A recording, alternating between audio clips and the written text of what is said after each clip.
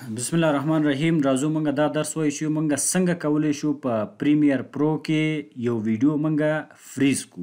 فریزینګ څنګه کولی شو په ویډیو کې د پریمیر پرو په پروګرام کې. لومړی مونږ راځو لومړی راځو مونږ ویډیو راوړو سیکوینس ته. دا زمونږ ویډیو ده. نو راځو چې په دې ویډیو کې یو برخه مونږ څنګه کو فریز کو. څنګه کولی شو؟ اوس راځم از فرض مثال په دې برخه کې دغه برخه کې زه غواړم ویډیو څنګه شي ما سره یو برخه فریز شي ما سره. راځم هم دې باندې رایټ کلیک کوم. چې کله رایټ کلیک مې وکړ راځم دلته لیکلي انسرټ فریم هولډ سیګمنټ دې باندې زه کلیک کوم. چې کله مې کلیک دا لږ زوم کوم.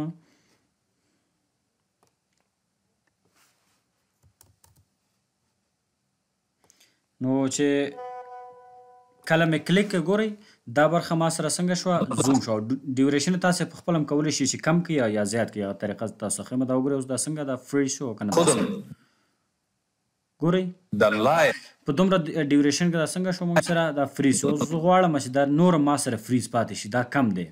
زه بیا کنټرول تاسې پیچک ونیسئ کنټرول او راشئ دلته دې ساحې ته داسې کش کړئ. دا ګورئ زیات شو. زه وایم چې نه بیرته یې کم کړمه.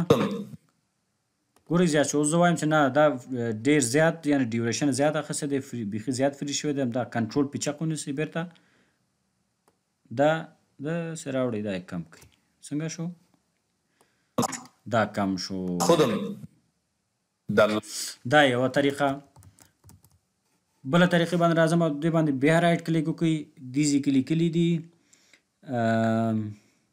فریم هولډ آپشن. دې باندې تاسې کلیک وکړئ. سورس ټایم کوډ دې ځای کې تاسې ټایم هم ورکولی شئ چې څومره دا څنګه شي فریز شي. دې باندې کلیک وکړئ تاسې. دا ګورئ ګورئ دا فریز شو. اوس راځم یو بله طریقه تاسو ته ښیم. دا دوه طریقې شي. دا درېیمه طریقه ده. زه غواړم چې ویډیو په دې ځای کې ما سره څنګه شي فریز شي. راځم لومړی څنګه کوم. دا ځای تاسې څنګه کوئ ټریم کوي. چې کله ټریم هم وکړو بیا دلته راشئ ایکسپورټ فریم باندې تاسې کلیک وکړئ. دلته انتخاب کړئ جی پیک تاسې انتخاب کړئ. دا بیا کلیک کړئ. ګوره دا دلته راغی. چې کله دلته راغی همدغه برخه تاسې راوړئ دې ځای کې دلته پرېږدئ چې فریم ښوده.